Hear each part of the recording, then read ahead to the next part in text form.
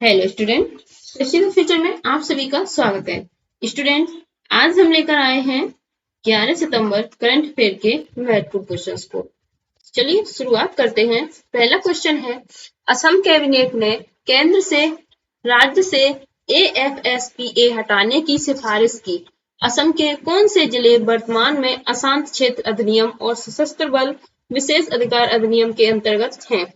तो ये हैं तिनसुकिया, डिब्रूगढ़, चाईदेव, शिवसागर, जोरहाट, गोलाघाट, काबी, आंगलोंग, दिमा, हसाओ। तो ये है क्षेत्र। यह सिफारिश शर्मा की केंद्रीय गृह मंत्री अमित शाह के साथ बैठक के बाद हुई, जिसके दौरान शर्मा ने असम से AFSPA को पूरी तरह से हटाने की वकालत की। वर्तमान में असम के 8 जिलों में अशांत क्षेत्र अधिनियम और AFSPA प्रभावी है। ये है तिनसुकिया, डिब्रूगढ़, चराईदेव, शिवसागर, जोरहाट, गोलाघाट, कार्बी, आंगलोंग और दिमा हसाओ। नेक्स्ट क्वेश्चन है, भारत सरकार ने आगंतुकों के लिए G20 India mobile app launch किया। G20 इंडिया मोबाइल का कौन सा फीचर कृष्णा की आवाज में सलाह देता है? तो ये देता है आस्क गीता कियोस्क। यह ऐप विदेश मंत्रालय द्वारा बनाया गया है। यह हिंदी, जर्मन, पुर्तगाली और जापानी सहित 10 विभिन्न भाषाओं में G20 शिखर सम्मेलन के बारे में पूरी जानकारी प्रदान करता है। ऐप में एक वर्चुअल टूर सुविधा शामिल है जो प्रतिनिधियों, अधिकारियों, मीडिया कर्मियों और अन्य के लिए मददगार हो सकती है। उपयोगकर्ता ऐप के नेविगेशन फीचर का उपयोग करके प्रगति मैदान में, भारत मंडपम कन्वेंशन सेंटर में कई स्थानों पर नेविगेट कर सकते हैं। नेक्स्ट क्वेश्चन है, उत्तर प्रदेश सरकार द्वारा क्रियान्वित नंद बाबा दूध मिशन के लिए किस संगठन को परियोजना प्रबंधन सलाहकार नामित किया गया है? तो ये किया गया है स्टार्ट सरकार के लिए राष्ट्रीय संस्थान को। इस मिशन की निगरानी विभिन्न स्तरों पर विभिन्न समितियों द्वारा की जाएगी, जिनमें राज्य संचालन समिति, राज्य कर्मचारी समिति और जिला कार्यकारी समिति शामिल है। मिशन मुख्यालय में राज्य कार्यक्रम प्रबंधन इकाई एवं जिला कार्यक्रम प्रबंधन इकाई का भी गठन किया गया है। इस मिशन के लिए प्रोजेक्ट मैनेजमेंट कंसल्टेंट स्मार्ट सरकार के लिए राष्ट्रीय संस्थान है। मिशन का लक्ष्य 25 देसी नस्ल की दुधारू गायों की 30 इकाइयां स्थापित करना है। नेक्स्ट क्वेश्चन है, खाली स्थान ने ट्रांसजेंडर समुदाय के लिए प्रति माह 1000 रुपए की वित्तीय सहायता प्राप्त करने वाली पेंशन योजना को मंजूरी दी। तो ये दी है झारखंड ने। इसका उद्देश्य ट्रांसजेंडर समुदाय को सामाजिक सुरक्षा प्रदान करना है। पहल के हिस्से के रूप में योग्य लाभार्थियों को प्रति माह 1000 रुपए की वित्तीय सहायता प्राप्त होगी। किसी भी जातिगत आरक्षण के दायरे में नहीं आने वाले ट्रांसजेंडर समुदाय को पिछड़ी श्रेणी 2 का लाभ प्रदान किया जाएगा। मतदाता पहचान पत्र वाले 18 वर्ष और उससे अधिक आयु के ट्रांसजेंडर इस योजना के लिए पात्र होंगे। नेक्स्ट क्वेश्चन है, हांगकांग में अत्यधिक वर्षा के कारण क्या है जो 140 साल पहले शुरू हुए रिकॉर्ड के बाद से सबसे अधिक हैं? तो ये हैं टाइफून हाइकुन के अवशेष।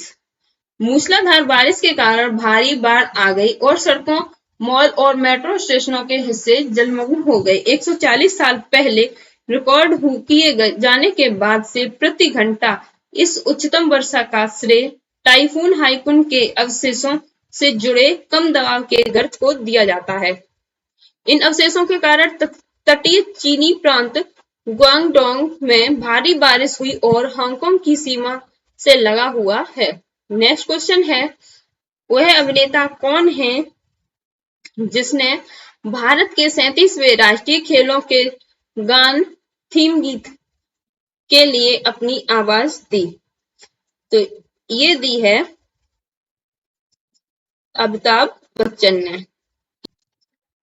गोवा के राज्यपाल PS श्रीधरन पिल्लई ने 25 अक्टूबर से 9 नवंबर तक होने वाले 37वें राष्ट्रीय खेलों के लिए मसाल लॉन्च किया। यह लॉन्च डोनापोला स्थित दरबार हॉल राजभवन में एक कार्यक्रम में हुआ। खेलों के लिए थीम गीत या गान जिसमें प्रशंसित भारतीय अभिनेता अमिताभ बच्चन की आवाज है, उन्हें भी राज्यपाल द्वारा जारी किया गया था। पिल्लई ने गोवा के लिए खेलों के महत्व पर जोर दिया और देश भर में पर्यटकों को लाने और राज्य में पर्यटन को बढ़ावा देने की क्षमता पर प्रकाश डाला। नेक्स्ट क्वेश्चन है, निम्नलिखित में से कौन सा कथन सही है?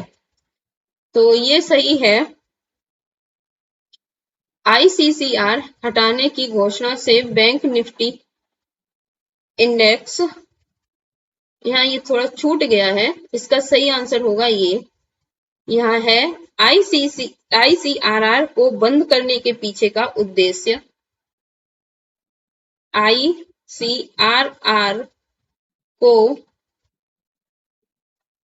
बंद करने का उद्देश्य, बंद करने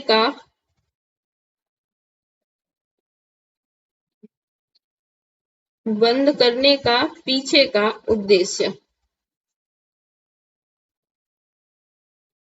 पीछे का उद्देश्य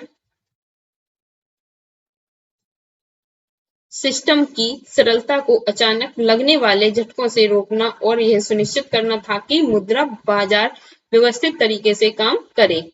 ये लाइन यहाँ पर एक छूट गई है, ये होगी वह आईसीआरआर को बंद करने के पीछे का उद्देश्य सिस्टम की तरलता को अचानक लगने वाले झटकों से रोकना है और यह सुनिश्चित करना था कि मुद्रा बाजार व्यवस्थित तरीके से काम करे।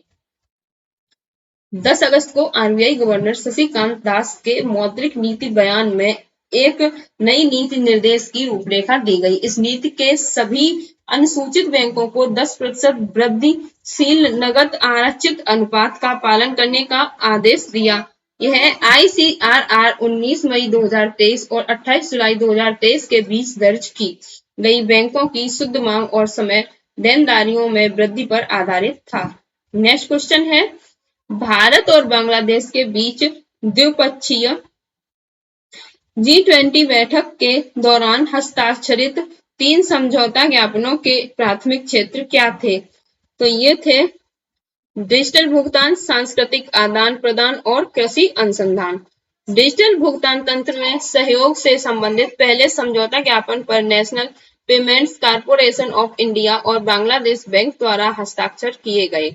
दूसरा समझौता ज्ञापन वर्ष 2023-2025 के लिए भारत और बांग्लादेश के बीच सांस्कृतिक विनियमन कार्यक्रम के नवीकरण पर केंद्रित है। तीसरे समझौता ज्ञापन पर भारतीय कृषि अनुसंधान परिषद और बांग्लादेश कृषि अनुसंधान परिषद के बीच हस्ताक्षर किए गए। नेक्स्ट क्वेश्चन है, भूटान सभी नागरिकों के लिए स्वसंप्रभु राष्ट्रीय डिजिटल आईडी की शुरुआत करेगा। भूटान की नई स्वसंप्रभु राष्ट्रीय डिजिटल आईडी प्रणाली के लिए पंजीकरण कराने वाला पहला व्यक्ति कौन था? तो ये थे जिग्मे नामग्येल वांगचुक, भूटान के राजकुमार। यह राष्ट्रीय डिजिटल पहचान प्रणाली ड्रक होल्डिंग एंड इन्वेस्टमेंट द्वारा बनाई गई थी, जो भूटानी सरकार की वाणिज्यिक और निवेश शाखा है। इस नई डिजिटल आईडी प्रणाली का उद्देश्य अस्पतालों से लेकर बैंकों तक देश की सेवाओं के पूर्ण डिजिटलीकरण के लिए आधार के रूप में कार्य करना है। राष्ट्रीय डिजिटल आईडी कार्यक्रम की विशिष्ट विशेषता इसका ब्लॉकचेन प्रौद्योगिकी का उपयोग है। नेक्स्ट क्वेश्चन है, ओडिशा के मुख्यमंत्री नवीन पटनायक ने किस पहल के तहत 181 मोबाइल पशु चिकित्सा वाहनों का शुभारंभ किया? तो ये किया है मुख्यमंत्री भ्राम्यमाण प्राणी चिकित्सा सेवा का।